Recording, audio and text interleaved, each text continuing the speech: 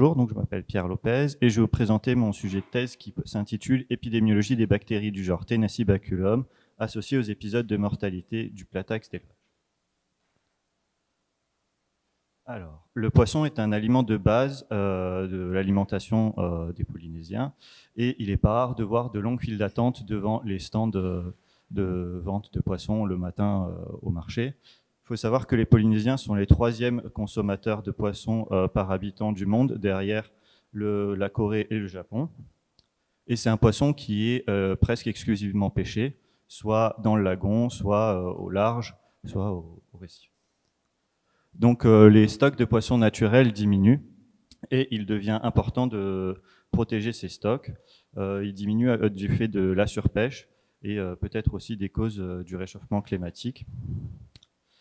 Et donc une de ces alternatives pour changer nos modes une des alternatives pour changer le mode de production serait de produire ce poisson, et c'est le rôle de la pisciculture. Donc la Polynésie française présente de très nombreux atouts pour faire de la pisciculture, puisqu'elle dispose d'espaces maritimes très importants. Il y a également la présence de lagons qui permet de protéger les cages des intempéries, et la population est très connaisseuse du milieu marin. Par ailleurs, la pisciculture présente de nombreux avantages, puisqu'elle permet la production de poissons qui soient indemnes de ciguatera, donc, ce qui est un gros problème en Polynésie, comme nous l'a rappelé Sébastien précédemment. En plus, la pisciculture permet une production qui est régulière, calibrée et de qualité, et elle permet la création de nombreux emplois. Donc, en Polynésie française, la pisciculture est représentée par l'élevage du Parapéoué ou du Platax orbicularis. C'est un poisson autochtone qui est retrouvé naturellement dans les lagons. Il y a une écloserie qui a été créée en 2010 et qui permet la production des alevins qui sont ensuite vendus aux 3 fermes de production qui existaient en Polynésie pour une production qui allait jusqu'à 25 tonnes par an. Aujourd'hui, 2 de ces fermes ont fermé et la production a énormément chuté puisqu'elle atteint seulement 15 tonnes par an. Les fermes ont fermé parce qu'elles n'étaient pas rentables, et si elles n'étaient pas rentables, c'est en partie dû à une pathologie qui est rencontrée environ 2 semaines après que les poissons soient transférés dans les cages chez les éleveurs. Et c'est une pathologie qui induit entre 20 et 80, voire 90% de mortalité. Alors, qui est responsable? Donc, des travaux précédents avaient montré qu'une bactérie était à l'origine de ces maladies, était au moins à l'origine de ces bactéries. Il s'agit de Tennessee-Baculum maritimum. Et pour s'en assurer, la maladie avait pu être reproduite en mettant en contact des poissons sains avec une solution de cette bactérie. Donc, Tennessee-Baculum maritimum, c'est une bactérie qui appartient au genre Tennessee-Baculum. Et c'est un genre qui est où on retrouve 7 espèces pathogènes de poissons, dont Tennessee-Baculum maritimum, qui est très largement retrouvé dans des aquacultures du monde entier et qui provoque d'importants problèmes, notamment en salmoniculture. Donc moi, l'objectif de ma thèse, c'est d'étudier la diversité des souches pathogènes de Tennessee-Baculum dans les élevages en Polynésie, de comprendre comment cette diversité se distribue et d'étudier la structure de population de ces bactéries. Donc, durant ma première année, j'ai réalisé toute une série de prélèvements pour collecter des isolats bactériens afin de pouvoir étudier leur diversité. Ensuite, j'ai développé des outils pour caractériser cette diversité et des outils pour décrire leur abondance. Et pour finir, j'ai caractérisé la collection de prélèvements que j'ai réalisés. Et l'objectif de ma thèse, c'est de proposer des scénarios épidémiologiques et, si possible, des solutions. Alors, donc comme je vous le dis, durant ma première année de thèse, j'ai réalisé toute une série de prélèvements qui visaient à répondre à un maximum de questions. Donc, on a d'abord voulu savoir quand apparaissaient les Tennessee-Baculum pathogènes, parce qu'on savait qu'il y avait des symptômes qui apparaissaient après la mise en cage, mais ça ne voulait pas dire que les bactéries n'étaient pas présentes avant ou qu'elles ne perduraient pas après les mortalités. Donc pour ça, j'ai réalisé des prélèvements durant toute la durée du cycle de production, c'est-à-dire de l'œuf jusqu'au poisson adulte. Ensuite, on a voulu savoir si cette diversité variait en fonction des sites géographiques. Et donc, on a installé des cages dans 6 sites différents, des sites exploités et des sites non exploités. Et j'ai réalisé des prélèvements pendant un mois et demi après l'installation après avoir transféré les poissons qui venaient de l'écloserie et dont on s'était d'abord assuré qu'ils étaient sains. Et à chaque fois, j'ai échantillonné non pas que des poissons malades ou symptomatiques, malades ou sains qui étaient dans nos cages, mais tous les compartiments d'élevage, c'est-à-dire l'eau de mer, les filets, des poissons qui pouvaient se glisser dans les cages, la présence d'algues, et on a également essayé d'échantillonner des plataques sauvages. À chaque fois, j'ai réalisé 2 types de prélèvements. Des prélèvements pour une approche qualitative, c'est-à-dire que on a essayé de cultiver les différentes bactéries qui étaient présentes sur ces prélèvements. Et donc, c'est comme ça que j'ai créé toute une collection bactérienne que j'ai ensuite pu... et ça, c'est des prélèvements qui m'ont servi pour caractériser la diversité présente. Et ensuite, on a réalisé des prélèvements pour des approches plus quantitatives où on va plutôt extraire l'ADN de tout le prélèvement, et donc ça va être l'ADN de l'hôte, donc du platax, des bactéries qui y sont associées, et également de d'autres micro-organismes. Et ça, c'est des prélèvements qui ont du coup pour but de savoir quelle est la quantité, par exemple, de pathogènes sur un poisson malade par rapport à un poisson sain, pour pouvoir qualifier les poissons avant leur transfert, ou pour voir combien de temps la maladie peut perdurer dans un endroit. Donc avant ma thèse, on savait qu'il y avait 2 espèces qui étaient retrouvées, Tenacibaculum maritimum et une autre espèce de Tenacibaculum décrite comme non pathogène. Et après toute ma série de prélèvements, où j'ai pu isoler environ presque 1000 bactéries différentes, ce qu'on a remarqué, c'est que Tenacibaculum maritimum était très largement retrouvé sur les poissons symptomatiques, mais également que ça perdurait dans le temps. Mais on a également retrouvé une dizaine d'autres espèces de Tenacibaculum déjà décrites et a priori non pathogènes. Et on a également trouvé des espèces inconnues de Tenacibaculum, donc elles n'ont pas de nom et on ne sait absolument rien sur elles, et on est en train d'essayer d'en décrire au moins 3. Mais à la suite de mes prélèvements, c'est qu'il y avait quand même une évidence, c'est que c'était Tenacibaculum maritimum qui était responsable de ces pathologies. Donc on a voulu en apprendre plus sur cette bactérie et savoir si elles étaient toutes pareilles. Donc on s'est intéressé aux sérotypes. Il faut savoir que dans la littérature, il y a 4 sérotypes qui sont décrits. Et un sérotype, c'est quoi? Alors, les bactéries, elles sont recouvertes de chaînes de sucre et en fonction de la souche, et donc des chaînes de sucre qui vont recouvrir cette bactérie, elles vont induire une réponse immunitaire différente lorsqu'elles vont affecter leur hôte. Donc on a voulu savoir quels étaient les sérotypes présents en Polynésie. Manque de peau, il n'y avait pas d'outils très évidents pour faire ça. Et donc j'ai tiré profit du fait de travailler avec l'INRA qui avait séquencé des génomes de ces bactéries provenant du monde entier. Et on a identifié les gènes qui permettaient la synthèse de ces chaînes de sucre. Ce qu'on a vu, c'est qu'il y avait des gènes qui étaient spécifiques de certains sérotypes ou des combinaisons de gènes, et donc j'ai créé un test PCR pour cibler ces gènes-là.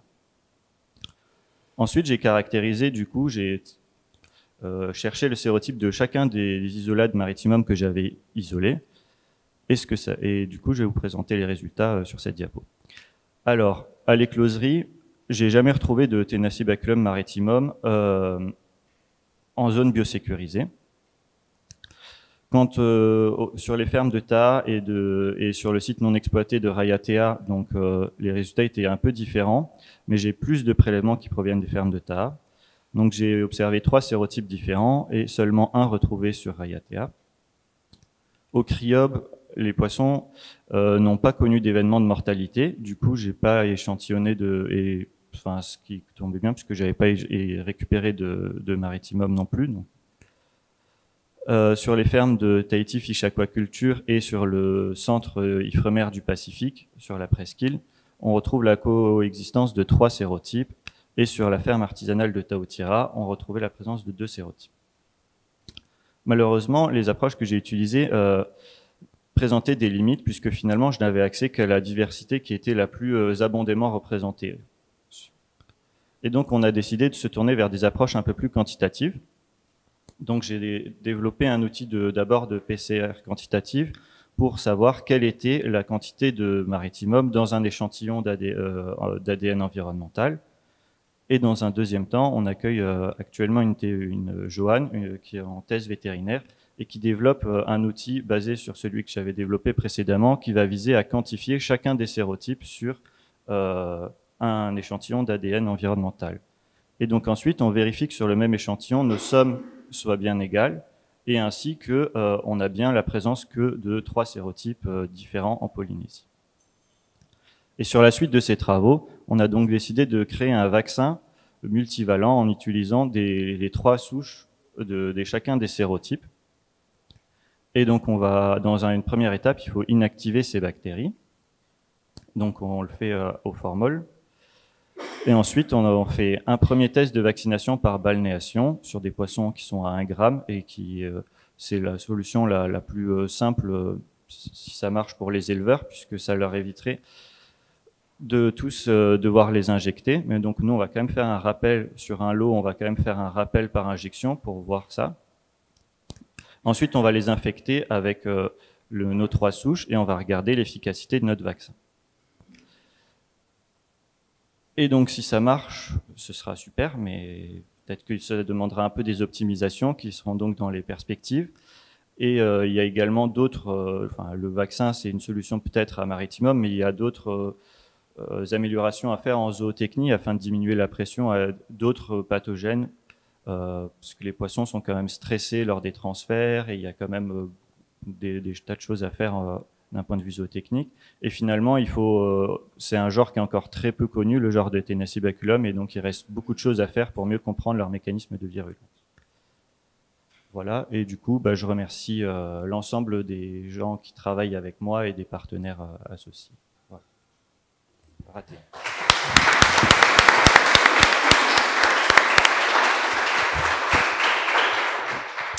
Merci Pierre pour cette présentation très appétissante. Hein. Donc, est-ce que vous avez des questions au niveau des membres du jury?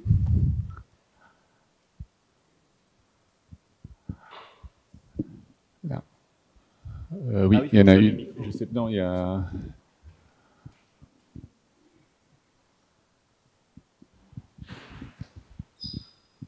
Merci pour cette présentation, beaucoup de données. Moi, j'ai une question sur les différents sérotypes que tu as retrouvés. Donc, pour le vaccin, tu as travaillé avec des souches inactivées, c'est ça? Oui, et locales. Et locales, oui. Et tu as parlé de souches non pathogènes, enfin, du moins connues comme étant non pathogènes. Est-ce que tu as regardé d'un peu plus près ces souches-là, leur distribution dans les différents sites? Parce que ça serait intéressant de voir comment elles interagissent et comment... Parce que tu les retrouves sur certains sites et pas d'autres? Alors, globalement, les souches non pathogènes, je les retrouve plutôt sur des poissons sains ou alors des prélèvements environnementaux comme les cages ou l'eau d'élevage. Et les poissons symptomatiques, on retrouve essentiellement du maritime. Donc, on n'a pas fait de focus particulier sur ces espèces-là, même si, bien sûr, ce serait quand même intéressant de valider qu'elles soient non pathogènes. Mais l'approche vraiment pour dire qu'une souche est non pathogène, ce serait de faire des essais qui ont été faits où on met en contact des poissons sains avec ces bactéries. Et ça, c'est des approches qui prennent quand même beaucoup de temps et qui sont assez compliquées à mettre en place. Donc il faudrait le faire, mais par contre, sur les espèces qui n'ont pas été décrites, on a quand même envoyé leur génome à être séquencé pour vérifier que déjà d'un point de vue génomique, il n'y ait pas de facteurs de virulence ou de choses qui nous indiquent que ces souches puissent être pathogènes. Parce que la perspective d'un vaccin, quand tu as plusieurs sérotypes, c'est très compliqué. Donc il faut voir déjà avec des autres espèces et voir s'il n'y aura pas d'autres sérotypes aussi qui n'ont pas été décrits. Parce que là... Je suis d'accord. Ça m'a dit que ça marche. Alors,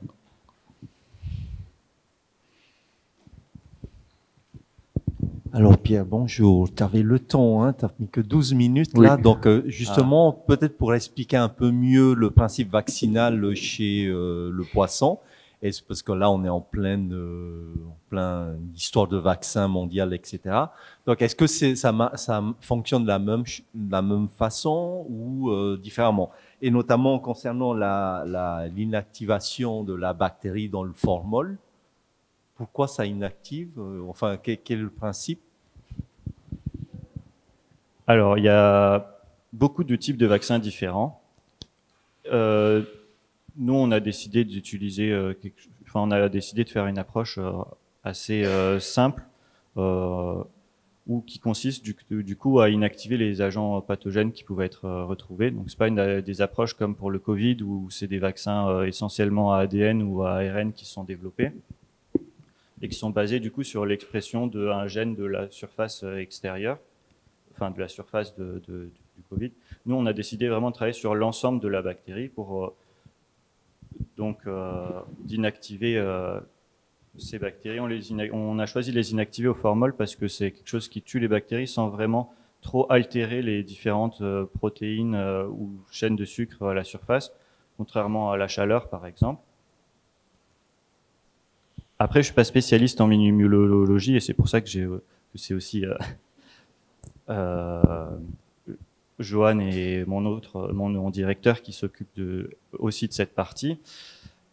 Mais on a décidé de faire 2 tests de vaccination. Enfin, c'est assez un pré-test. On ne sait pas vraiment ce que ça va donner, mais pour mettre toutes les chances de notre côté, on a décidé d'utiliser les 2 types 2 routes d'infection, les 2 méthodes de vaccination possibles, donc par injection et par balnéation.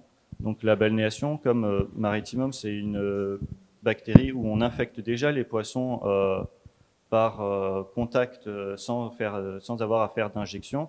On s'est dit qu'on allait essayer de faire pareil et que ça allait. Ça a déjà été développé chez d'autres espèces de poissons, mais souvent ces méthodes elles sont quand même décrites comme moins efficaces. Mais au moins elles étaient plus rapides à mettre en place et en plus ça peut développer un autre type de réponse immunitaire que les essais vaccinaux par injection. Si ça. Est-ce qu'il y a une autre question parmi les membres du jury? C'est bon.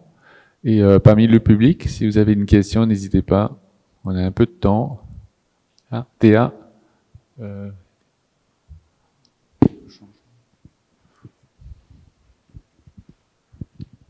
Alors, vraiment, ce matin, c'est une question, en fait, la question, elle est la suivante. Elle est peut-être complètement en décalage, mais en gros, j'ai écouté les discussions et la question que je me posais, c'était plutôt sur, puisqu'on parlait de vaccination, etc., et de l'agent étiologique. Mais ma question que je me pose, c'est dans le milieu naturel, est-ce que nous n'avons pas des poissons qui en définitive ont survécu?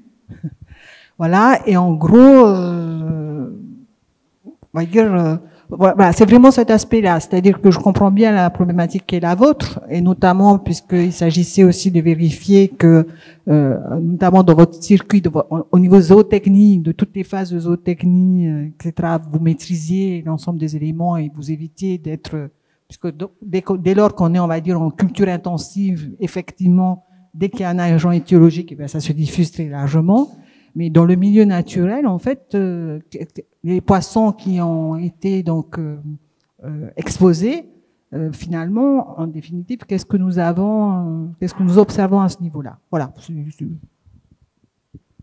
C'est une bonne question. Du coup, il y a.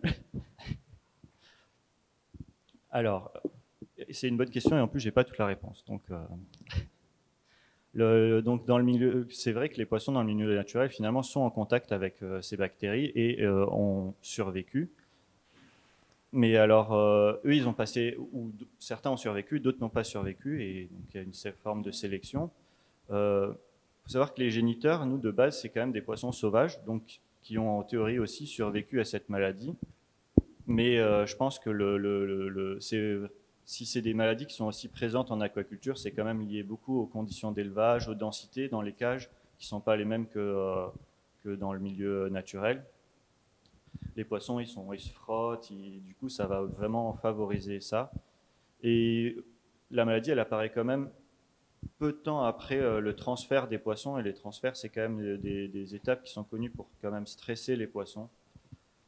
Du coup, il y a des travaux qui sont menés à la DRM pour essayer déjà non plus de mettre les poissons en zone biosécurisée sur toute la première durée d'élevage, mais de les mettre déjà en contact avec des eaux un peu plus brutes, donc avec déjà la présence de d'autres bactéries pour pouvoir commencer à créer leur défense immunitaire. Et peut-être que ces approches vont peut-être donner quelque chose. Par exemple, je sais qu'il y a quelque chose qui est intéressant, c'est que plus on met les poissons âgés tard en cage, moins ils vont tomber malades par rapport aux poissons jeunes.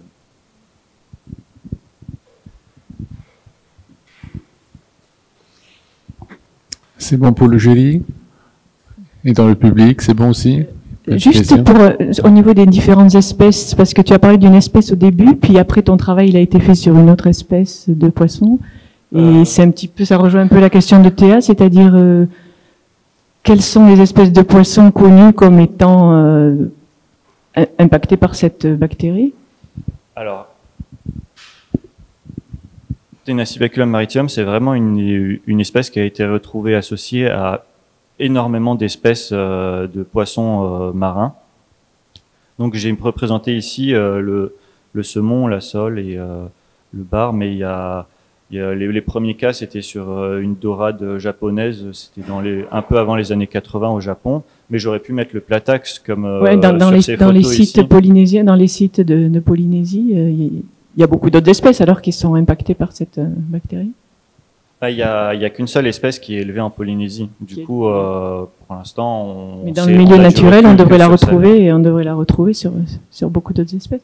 Le problème du milieu naturel, c'est que s'il y a une sélection qui se fait, les poissons ils sont mangés et ils vont mourir souvent avant qu'on les retrouve.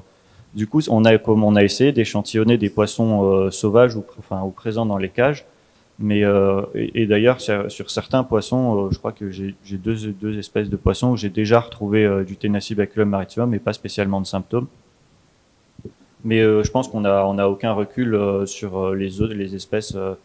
En plus, ils sont dans le milieu naturel, alors et pas en conditions d'élevage. Faudrait et les bactéries sont finalement, elles sont peut-être progressivement adaptées à coloniser le platax, enfin le parapéoué. Et du coup, ce serait plutôt en refaisant des élevages d'autres poissons qu'on pourrait s'apercevoir que finalement, il y a aussi des problèmes liés à ça. Et quand tu fais tes expériences d'ADN environnemental, tu concentres, enfin, tu te retrouves avec un milieu très concentré en milieu d'élevage. Et donc, au niveau quantitatif, finalement, tu as un biais, enfin, c'est pas un biais, ça reflète ce qui se passe, mais c'est un biais finalement de ce qui se passe entre ce qui se passe dans le milieu naturel et ce qui se passe en élevage avec une concentration des bactéries. Donc c'est le problème. Oui, c'est vrai. Mais du coup, on a essayé plutôt de travailler dans les conditions d'élevage des éleveurs, puisque finalement c'est sûrement peut-être un problème écologique, mais l'intérêt c'était quand même de se mettre dans les conditions des éleveurs, puisque c'est la filière qu'il faut sauver. Oui, bien sûr. Merci. Très bien. Merci Pierre pour ta présentation.